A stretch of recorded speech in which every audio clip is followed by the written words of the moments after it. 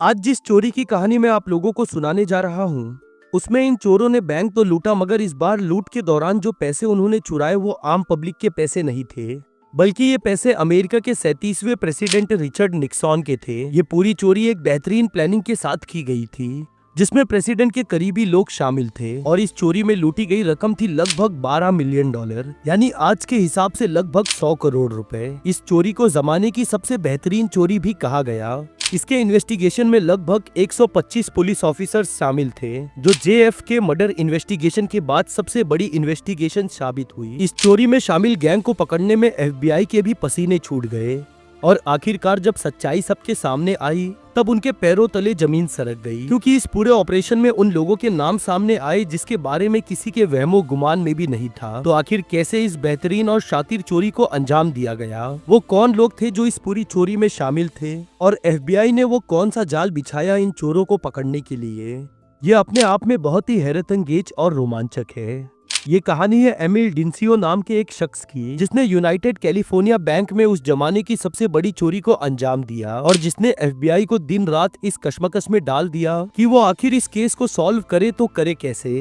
Emil डिंसियो का जन्म Ohio के एक गरीब परिवार में हुआ था, और यही वजह थी कि वो हमेशा गरीबी से बाहर आना चाहता था। इस गरीबी से बाहर आने के लिए एमिल हर वो काम करता जिससे वो अच्छे खासे पैसे कमा सके, फिर चाहे वो काम सही हो या गलत, इस बात से उसे कोई फर्क नहीं पड़ता था। बहरहाल बहुत ही कम उम्र से उसने चोरियों की शुरुआत कर दी थी, और धीरे धीरे वो बैंक्स लूटने लगा। यही वजह थी कि 70s का दशक आते आते वो अंडरवर्ल्ड की दुनिया में एक शातिर बैंक चोर के नाम से मशहूर हो गया था। वो इन बैंक रॉबरीज को इतनी शातिर और चालाक तरीके से अंजाम देता कि ना तो इस दौरान कोई घायल होता और ना ही किसी की मौत होती, और वो चुपचाप वहां से बैंक लूटकर फरार हो जाता। बहरहाल एमिल अब तक 36 साल का हो चुका था, और सन 1972 में एक दिन उसे अपने एक अंडरवर्ल्ड कनेक्शन से यूनाइटेड कैलिफोर्निया बैंक के बारे में एक टिप मिलती है। जिस शख्स ने उसे ये टिप दी थी उसका नाम था जिमी होफा, जो उस वक्त अमेरिका के अंडरवर्ल्ड में एक खतरनाक और जाना माना नाम था। जिमी एक पूरी क्रिमिनल ऑर्गेनाइजेशन का हेड था, जो अलग अलग गैंग से काम करवाते थे। अगर उनके बीच किसी भी तरह की कोई लड़ाई हो जाए तो वो उनके बीच कॉम्प्रोमाइज भी करवाते थे,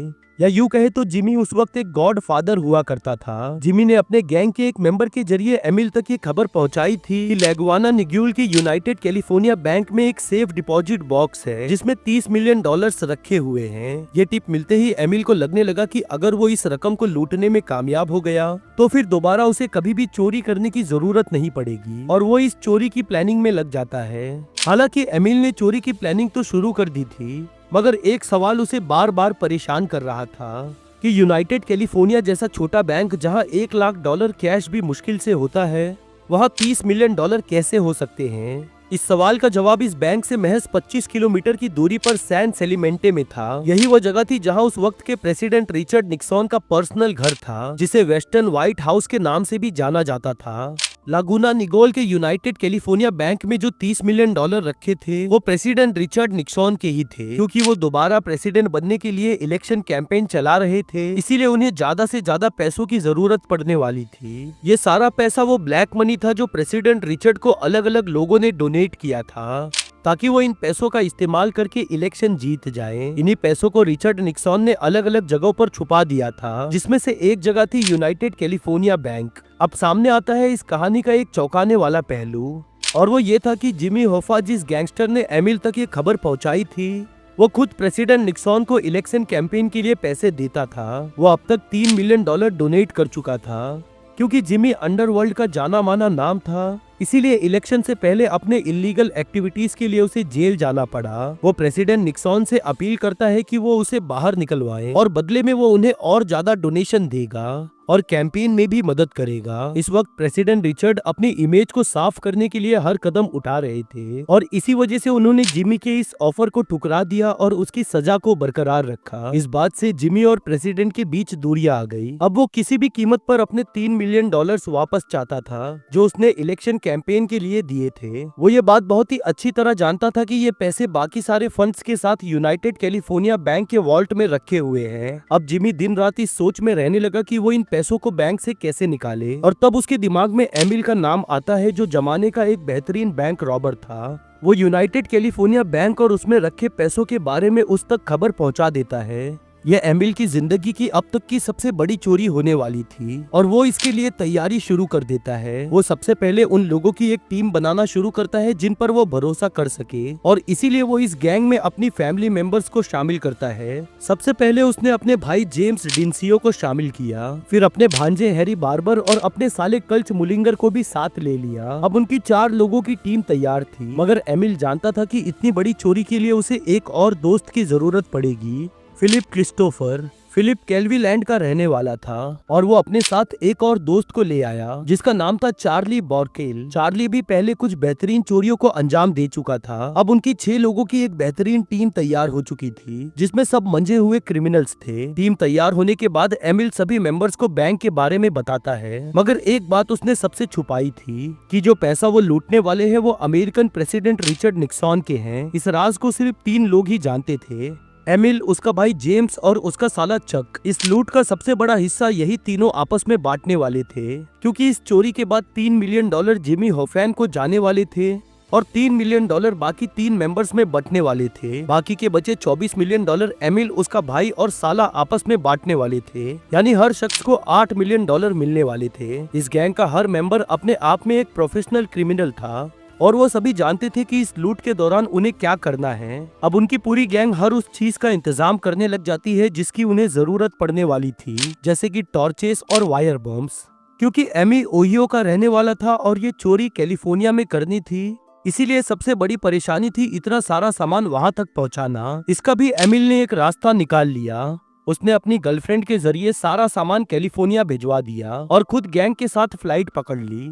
कैलिफोर्निया पहुंचने के बाद उन्हें एक ऐसी जगह चाहिए थी जहां वो प्लानिंग कर सके और पुलिस का ध्यान भी उन पर ना जाए। उन्होंने बैंक से लगभग 1 किलोमीटर दूर एक घर रेंट पर ले लिया। इस घर की खास बात ये थी कि यहाँ से बैंक की छत साफ दिखाई देती थी। अब उन्हें एक परफेक्ट जगह मिल चुकी थी जिसे वो हेडक्वार्टर्स बुलाते थे। सबसे पहले उन्हें एक गाड़ी की जरूरत थी जिसमें वो चोरी के बाद भाग सके, इसीलिए एमिल एक 1962 मॉडल की ओल्ड मोबाइल कार खरीद लेता है। इस कार को खरीदने की वजह थी इसकी बड़ी डिग्गी। एमिल का मानना था कि इस डिग्गी में वो औजार रखेंगे और लूट के बाद सारा कैश भी इसी में रख कर निकल जाएंगे।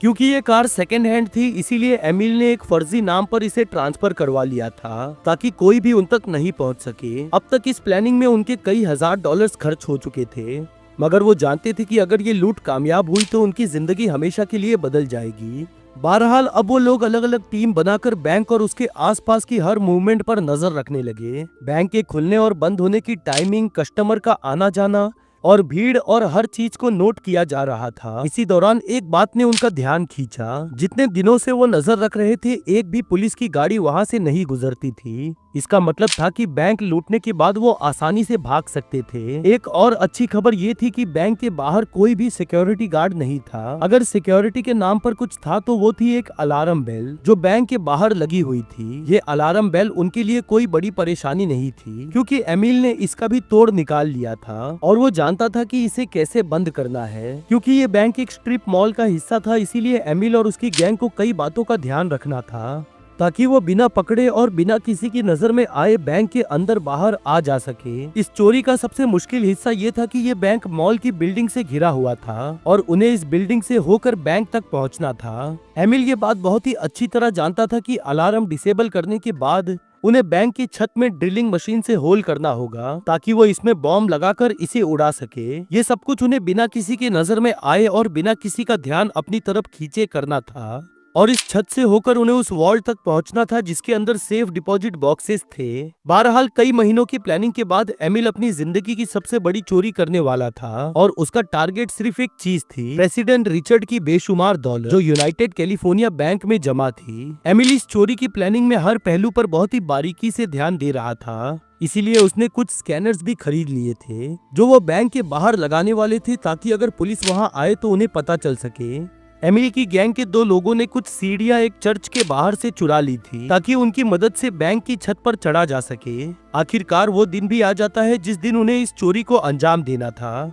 एमिल सभी 6 मेंबर्स को टीम्स में बांट देता है। प्लान के मुताबिक जेम्स और एमिल सबसे पहले इन सीढ़ियों से बैंक की छत पर पहुंचते हैं और वहीं क्रिस्टोफर सीढ़ी के पास शॉटगन लिए खड़ा रहता है ताकि किसी के अंदर आने पर वो उन्हें चौकन्ना कर सके। उधर गैंग के बाकी 3 मेंबर सभी बैग्स को मिट्टी से भरना शुरू कर देते हैं ताकि जब वो वॉल्ट की छत को बॉम्ब से उड़ाए तो इन बैग से बॉम्ब की आवाज दबाई जा सके। बहरहाल जब एमिल और जेम्स अपने सारे औजारों के साथ बैंक की छत पर पहुंच जाते हैं, एमिल सबसे पहले बैंक अलार्म्स को डिसेबल करना शुरू करता है क्योंकि अलार्म बिल्कुल छत के नीचे ही थे।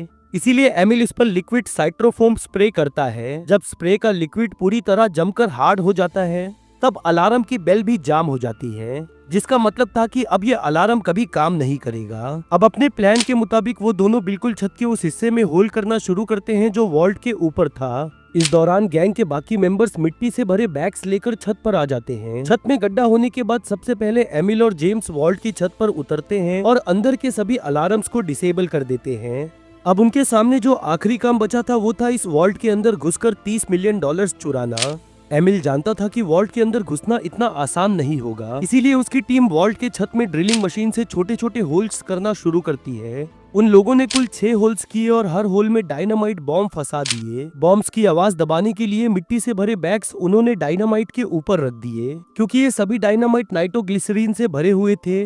मगर एक परेशानी ये थी कि इस बात की कोई गारंटी नहीं थी कि डायनामाइट ब्लास्ट नहीं होंगे। मगर किस्मत ने एमिल और उसकी गैंग का साथ दिया और ये सारे डायनामाइट ब्लास्ट हो गए और आसपास किसी को भी धमाके के बारे में पता नहीं चला। ब्लास्ट होने के बाद जब वो लोग बैग्स हटाते हैं तब उनकी आंखों में एक चमक आ जाती है क्योंकि उनके सामने लोहे की रॉड्स थी जिसकी दूसरी तरफ सेफ डिपॉजिट बॉक्सेस साफ दिखाई दे रहे थे। वो लोग अपने साथ लाई एसिटिलीन टॉर्च की आग से इन लोहे की रॉड्स को काटते हैं और एक एक करके वॉल्ट के अंदर उतर जाते हैं जहां लगभग 500 सेफ डिपॉजिट बॉक्सेस थे। वो सभी अपने साथ नोकीली हथौड़ियां लेकर आए थे और उसे बॉक्सेस के लॉक्स पर मारना शुरू कर देते हैं क्योंकि एमिल के पास पहले से ही खबर थी कि कौन कौन से सेफ्टी बॉक्सेस में प्रेसिडेंट रिचर्ड के पैसे हैं। इसीलिए वो सिर्फ उन्हीं बॉक्सेस को खोल रहा था ताकि जल्द से जल्द लूट को अंजाम देकर निकल सके। एमिल जैसे ही पहला सेफ्टी डिपॉजिट बॉक्स खोलता है वो देखता है कि ये बॉक्स पूरी तरह $100 के नोटों से भरा था, मगर इसमें सिर्फ $2 मिलियन ही थे। वो अपनी टीम से कहता है कि बताए हुए नंबर्स के बॉक्सेस को एक एक करके खोलना शुरू करें। जब इन बॉक्सेस से बेशुमार दौलत निकलना शुरू होती है तब ये देखकर उनकी आंखें चौंधिया जाती है। अब धीरे धीरे सूरज निकलने लगता है और अभी भी सैकड़ों बॉक्सेस खुलने बाकी थे। क्योंकि बैंक 2 दिनों के लिए बंद था इसीलिए एमिल अगली रात वापस लौटने का फैसला करता है। उनमें यह तय होता है कि वो सैटरडे की रात को वापस आएंगे और बचे हुए बॉक्सेस से सारे पैसे निकाल लेंगे। एमिल छत पर हुए गड्ढे को लकड़ी के टुकड़े से छुपा देता है ताकि किसी का भी ध्यान इस पर ना जाए और वो सभी वहां से निकल जाते हैं। सैटरडे की दोपहर वो दूरबीन की मदद से बैंक की छत को देखते रहे कि किसी को भी पता तो नहीं चला। एमिल को समझ आ गया था कि अगर सारे बॉक्सेस खोलने हैं तो गैंग में और लोग चाहिए होंगे, इसीलिए वो 2 और लोगों को शामिल कर लेता है। अब उनके गैंग में कुल 8 लोग हो चुके थे। सैटरडे की रात वो फिर से वॉल्ट में पहुंचते हैं। सब कुछ सही जा रहा था मगर तभी कुछ ऐसा हुआ जिसकी उन्होंने उम्मीद नहीं की थी। एमिल का साला चक जो बाहर नजर रख रहा था वो वॉकी टॉकी पर खबर देता है कि उनकी कार के पास एक और कार आकर रुकी है।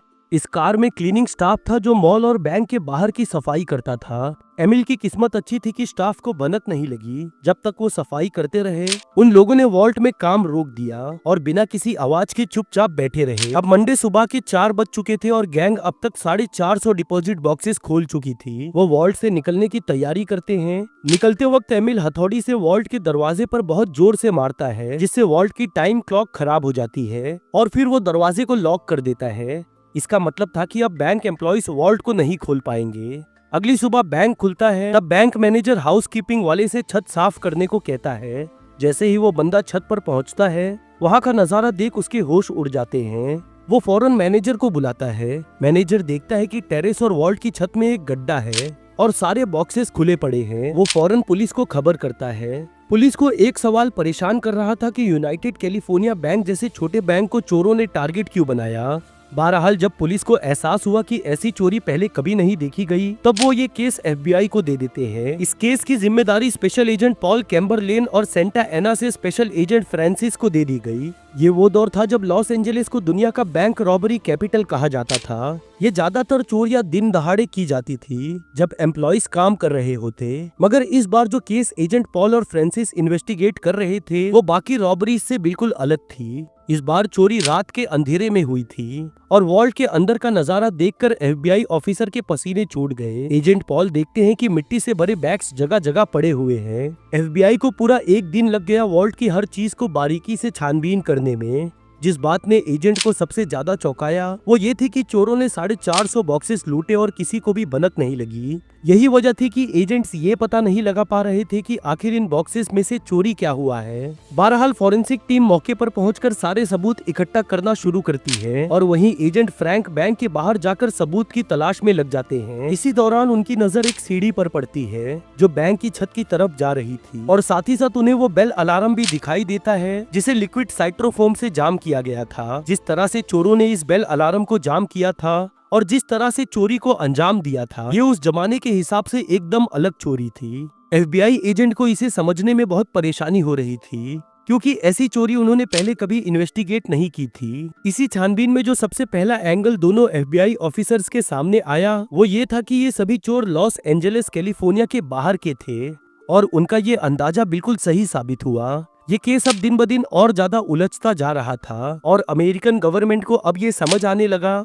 कि ये केस इतनी आसानी से सॉल्व नहीं होने वाला। इसी वजह से एफबीआई इस केस पर 125 एजेंट्स लगा देती है। एजेंट्स का ये आंकड़ा इतना बड़ा था कि ये एफबीआई के इतिहास का सबसे बड़ा केस बन गया जिसमें इतने ऑफिसर्स लगाए गए हो। और जब इतने बड़े पैमाने की इन्वेस्टिगेशन की खबर एमिल और उसके गैंग तक पहुंचती है तब वो अपने आगे के प्लान की शुरुआत कर देते हैं। अब एमिल और उसकी गैंग उस जगह से सबूत को मिटाना शुरू करते हैं जहां वो अपनी चोरी की प्लानिंग और ऑपरेशन करते थे ताकि पुलिस और एफबीआई उन तक ना पहुंच सके। वो घर के दरवाजे, खिड़कियों, सीलिंग से लेकर फ्लोर तक हर चीज को बहुत बारीकी से क्लीन करना शुरू करते हैं ताकि कोई भी फिंगरप्रिंट या डीएनए एफबीआई के हाथ ना लगे। वो सभी ये घर छोड़कर निकल जाते हैं। हालांकि उन्होंने घर के चप्पे चप्पे को साफ तो कर दिया था मगर इसी दौरान उनसे एक ऐसी गलती हो गई जिसने इस पूरी कहानी का रुख ही बदल कर रख दिया। इस चोरी को हुए अब 36 घंटे से ज्यादा बीत चुके थे।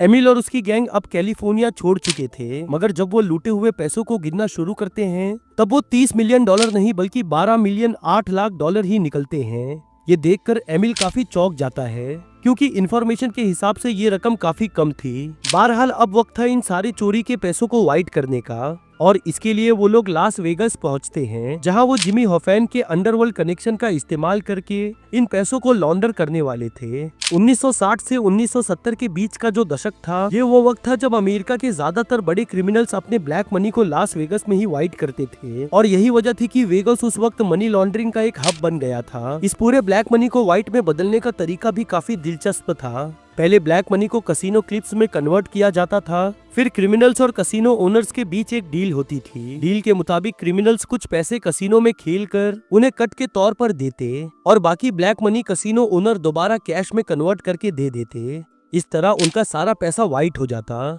एमिल ने भी बिल्कुल ऐसी ही एक डील एक कसिनो ओनर से की थी जिसमें वो $5 लाख कसिनो ओनर को कट के तौर पर देने वाला था, जिसके बदले कसिनो ओनर एमिल को वो सारे पैसे वाइट करके देने वाला था जो उन्होंने बैंक से लूटे थे। बहरहाल एमिल अब सारे पैसे बहुत सफाई से व्हाइट में कन्वर्ट कर लेता है। उधर एफबीआई के हाथ चोरी से जुड़ा कोई भी ऐसा सबूत नहीं लग रहा था जो उन्हें चोरों तक पहुंचा सके। अब एफबीआई पर प्रेशर बढ़ता जा रहा था क्योंकि 125 एजेंट्स इसमें इन्वॉल्व थे और इससे पहले इतने सारे एजेंट्स तभी लगाए गए थे जब American president John F Kennedy को गोली मारी गई थी। बहरहाल अब एजेंट पॉल और फ्रांसिस हर एजेंट से अलग अलग बात करते हैं और उनसे कहते हैं कि वो अपने खबरियों को काम पर लगा दें। इस चोरी को हुए अब 1 महीने से ज्यादा का वक्त बीत चुका था मगर एफबीआई के हाथ अभी तक कुछ भी नहीं लगा था। मगर तभी एफबीआई के लॉस एंजलिस ऑफिस में एक दोपहर फोन की घंटी बजती है।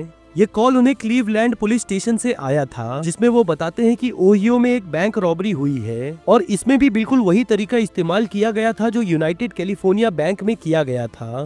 इस बार क्लीवलैंड पुलिस एफबीआई को लगभग 100 सस्पेक्ट के नाम की लिस्ट देती है और साथ ही साथ ये भी लिखा था कि कौन सा सस्पेक्ट किस क्राइम में माहिर है। ये लिस्ट मिलते ही एफबीआई को उम्मीद की किरण दिखाई देने लगती है। अब एजेंट पॉल और फ्रांसिस लिस्ट से उन लोगों को छांटना शुरू करते हैं जो रॉबरी के दौरान फ्लाइट से कैलिफोर्निया आए और गए थे। यहीं से उनका तीर सही निशाने पर लग जाता है। छानबीन के दौरान जो पहला नाम उनके सामने आया था वो था एमिल डिंसियो। क्लीवलैंड पुलिस भी कई सालों से एमिल की तलाश में थी, मगर वो हाथ नहीं लग रहा था। एमिल और उसकी गैंग इस चोरी के दौरान इतना ज्यादा कॉन्फिडेंट थे कि उन्हें लग रहा था कि वो कभी पकड़े नहीं जाएंगे, और यही वजह थी कि कैलिफोर्निया आने जाने के लिए उन्होंने अपने असली नाम से टिकट बुक किया था। यही उनकी सबसे बड़ी गलती साबित हुई। अब FBI को ये पता लगाना था कि लूट के बाद ये चोर गए कहाँ। इसीलिए वो एयरपोर्ट के पास टैक्सी ड्राइवर से पूछताछ शुरू करते हैं। एक टैक्सी ड्राइवर चक पुलिंजर की फोटो से उसे पहचान लेता है और बताता है कि कुछ हफ्ते पहले उन लोगों ने उसे धमकाया था और साथ ही साथ $100 की टिप भी दी थी,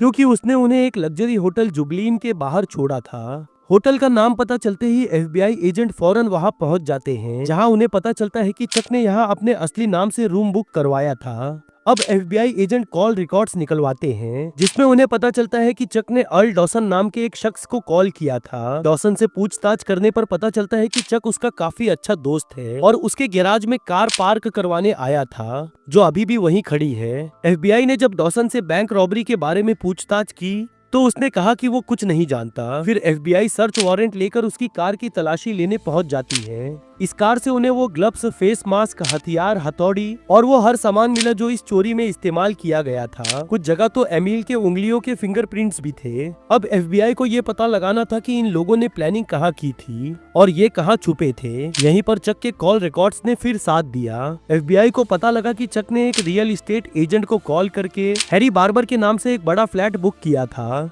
ये फ्लैट सिर्फ 6 महीनों के लिए था, ताकि अगर वो इसे खाली भी कर दे तो कोई नया रहने नहीं आए। बहरहाल FBI जब इस फ्लैट पर पहुंचती है तो ये पूरी तरह साफ और चमक रहा था। फिंगरप्रिंट्स और DNA का कोई सबूत नहीं छोड़ा गया था। मगर तभी FBI की नजर एक प्लेट पर पड़ती है जो बिना धोए किचन में रखी हुई थी। यही वो चूक थी जिसकी वजह से एमिल और उसका गैंग पकड़े जाने वाला था। इस डिश की मदद से फॉरेंसिक टीम फिंगरप्रिंट्स डेवलप करती है और जब उन्हें मैच किया गया तो वो एमिल और उसकी गैंग से मैच हो गए। इसका मतलब था कि अब FBI इन सभी चोरों को अरेस्ट कर सकती थी। 27 जून 1972 की एक सुबह जब एमिल डिंसियो अपने घर से निकलकर कार में बैठ रहा था, तभी लगभग 1 दर्जन पुलिस कार्स उसे घेर लेते हैं और उसे अरेस्ट कर लिया जाता है। घर की तलाशी में पुलिस को हजारों $100 मिले और एमिल ने अपने बाकी साथियों का ठिकाना भी बता दिया। अब FBI पूरी गैंग को अरेस्ट कर चुकी थी, मगर उन्हें एक ऐसा शख्स चाहिए था जो गैंग के खिलाफ गवाही दे सके। इसी दौरान गैंग का एक मेंबर चार्ली ब्रॉकलेन पुलिस के साथ कॉर्पोरेट करने के लिए तैयार हो जाता है और पूरी प्लानिंग और छुपे हुए पैसों के बारे में बता देता है। एमिल के भाई जेम्स को 15 साल की सजा सुनाई गई। वहीं एमिल, चक और बार्बर को 20-20 साल की सजा मिली, क्योंकि चार्ली ने कॉर्पोरेट किया था, इसीलिए उसे बिना किसी सजा के छोड़ दिया गया। पुलिस $12 मिलियन में से सिर्फ $8 मिलियन ही बरामद कर पाई। ये थी कहानी एक ऐसी परफेक्ट चोरी की जो कभी पकड़ी नहीं जाती, मगर सिर्फ एक प्लेट की वजह से पूरा गैंग पकड़ा गया और ये FBI के इतिहास की सबसे बड़ी इन्वेस्टिगेशन बन गई। आपको ये कहानी कैसी लगी कमेंट सेक्शन में लिखकर जरूर बताएं। इस वीडियो को लाइक करें और क्राइम स्टूडियोज चैनल को सब्सक्राइब करें। मैं मिलता हूँ आप लोगों से अगले वीडियो में, तब तक के लिए अलविदा।